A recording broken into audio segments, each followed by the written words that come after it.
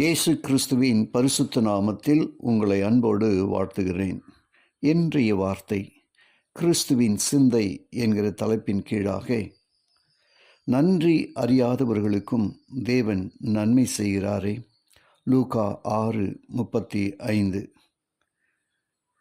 இரவு 10 மணி முன்பு ஒரு முறை துண்டு பிரசுரத்தின் மூலம் தன்னிடம் தேவ அன்பை சொல்ல முயன்ற அட்சனை அவதூறாய் பேசி விரட்டிய ஏழை மனிதன் ஒருவன் ஹட்சன் டெய்லர் வீட்டுக்கு வந்தான். வணக்கம் ஐயா, என் மனைவிக்கு ரொம்ப சுகமில்லை, உடனே என் வீட்டுக்கு ஜெபிக்கு வாங்கய்யா என்று அவசரப்படுத்தினான். வீட்டில் கிழிந்த பாயில் குச்சி போன்று மெலிந்த நிலையில் அவன் மனைவி படுத்திருந்தாள். அழக்கூட சக்தியற்ற நிலையிலே பசியுடன் ஒரு சிறு குழந்தை அருகில் படுத்திருந்தது. அந்த ஏழ்மை அட்சனின் மனதை நொறுக்கியது. அவர்களுடன் சேர்ந்து ஜெபிக்க முற்பட்டார். அப்பொழுது அவரது மனது அவருடனே பேச ஆரம்பித்தது. உன் பையில் இருக்கும் நாணயத்தை கொடுக்க உனக்கு மனமில்லையே, நீயா தேவ அன்பை இவர்களுக்கு சொல்லப் போகிறாய்? நிறைய இருந்தால் கொடுக்க மாட்டேனோ? இந்த ஒரே ஒரு பணத்தை நான் இவர்களுக்கு கொடுப்பதால் அப்படி என்ன பெரிய நன்மை இவர்களுக்கு கிடைக்க போகிறது என்று தன் மனதுக்கு சமாதானம் கூறிவிட்டு மீண்டும் ஜெபிக்கலானார்.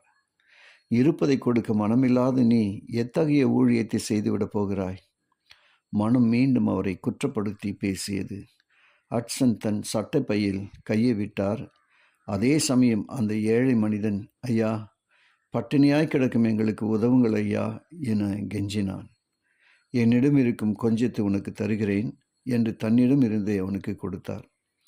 தனது தேவைகளை பொருட்படுத்தாமல் தன்னை இதுவரை ஒதுக்கி வந்த ஒரு மனிதனுக்கு அட்சன் உதவி செய்தார். இது இயேசுவின் சிந்தை. நாம் இதுவரை அவரை ஒதுக்கி வந்திருந்தாலும் என்று கூப்பிட்டால் உடனே உதவுவார். ஜெபிப்போமா.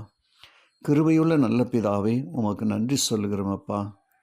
எங்களுடைய வாழ்க்கையில் நீர் எங்களுக்கு நன்மை செய்தவராகவே இருக்கிறேன். நாங்கள் நன்றி அறியாதவர்களாக இருக்கிறோம்.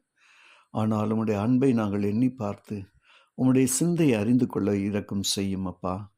இதை கேட்கிற ஒவ்வொருவரையும் ஆசீர்வதிங்க. ஒவ்வொரு குடும்பமும் இன்றைக்கு ஆசீர்வதிக்கப்படுவதாக இயேசுவின் வழியாக ஜெபிக்கிறேன், ஜீவனுள்ள நல்ல பிதாவே. ஆமென்.